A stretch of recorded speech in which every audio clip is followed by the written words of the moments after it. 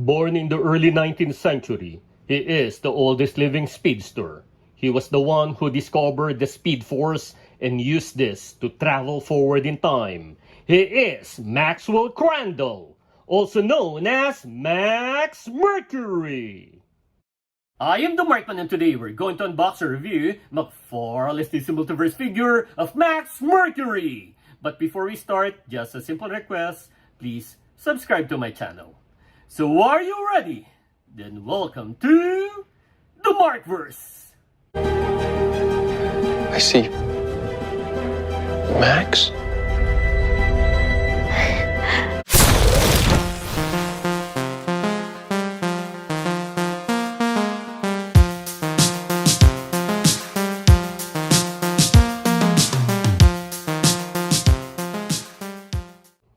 He became the mentor of the Speedsters, Wally West, and Bart Allen. Max Mercury was one of the Speedsters on my wish list last year, so I'm glad that McFarlane quickly created him. That's pun intended. Actually, I immediately ordered him the day they opened the pre-order of his figure, and it seems that I'm not going to be disappointed with his design, but let's see. Max Mercury has a simple costume, not much of details. Comparing the figure to the comics, I cannot see a single difference. It's perfect. I almost cried out of joy because for almost 4 years, it's always hits and misses for McFarlane, and sometimes it's frustrating. So I'm glad now that they are looking after the design based on its source material. The truth is, in the recent figures I reviewed, McFarlane either became accurate or almost accurate in its design. So hats off to McFarlane. Let us now take a closer look. His face looks realistic and it's awesome. This is one of the best facial sculpt I have seen because even if you look at it up close, it is still very clear. He has this red mask around his eyes with a smooth blue head cover and a red dot. One of the signatures of Max Mercury's costume is this large collar, which actually looks good on him.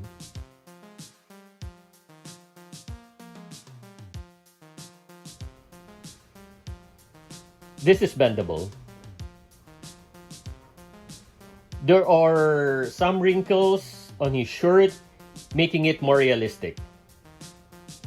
Both front and back.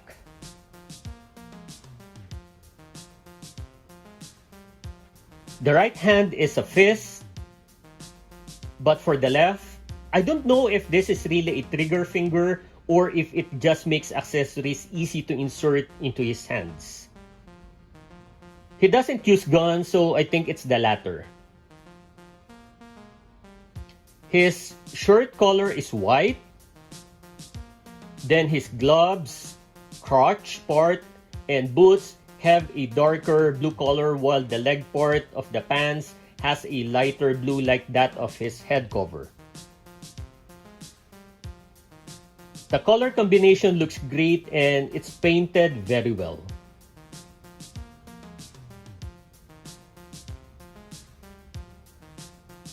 In terms of its texture, all parts are smooth.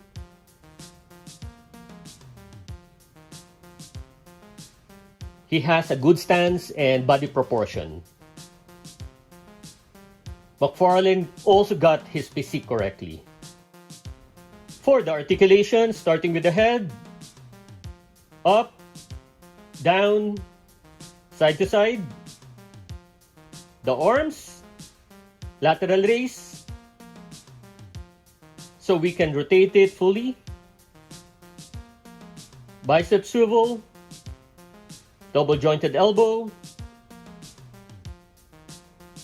full raise motion.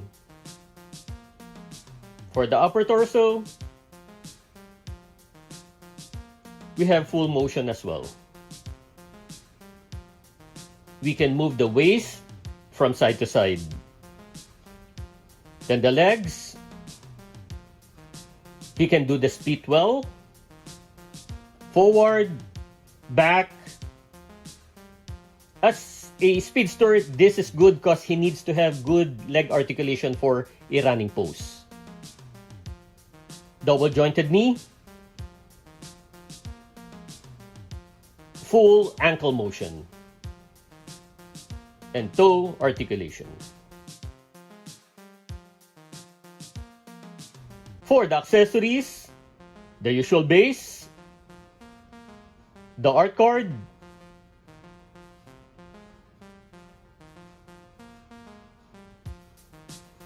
the 4 energy effects, which are the usual accessories for speedsters. Let's measure him now. He is around 7.2 inches.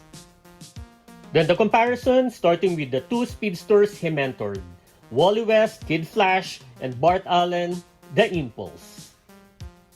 Then the Speed Metal Wally West, I like his blue costume by the way, and Kid Flash Wallace Ace West. Then we do Barry Allen from the Speed Metal and Injustice video game. With 2 villains, Reverse Flash and Godspeed. From live action, Dark Flash from the Flash movie, Grant Justin Barry Allen from the Flash TV series, and Ezra Miller Barry Allen also from the Flash movie. Last is the first speedster to appear in comics, the Flash Jay Garrick, then the Flash Barry Allen from Page Puncher, and Barry Allen Hat Pursuit. That's the comparison. From the get-go, this seems to be a very good figure and I was not disappointed. His design was correct. There are also no paint issues as it is colored very well. The articulation is so much better than the other DC Multiverse figures, especially for his legs as he needed to have good articulation on this part as he should be shown in a running pose. For the accessories, the energy effects are expected for a speedster. Maybe the only negative thing I could say is for him not having an alternate open palm. At least a left palm. It is better when you post him running. As early as now, I could say that he will be in my top 10 McFarlane figures of 2024. Another great speedster in my collection. So, if you enjoyed the video, click the thumbs up button, please subscribe to my channel, and don't forget to push that notification button since I publish new videos every week. Again, I am the Markman, thank you for visiting the Markverse, and always remember to pay it forward with kindness.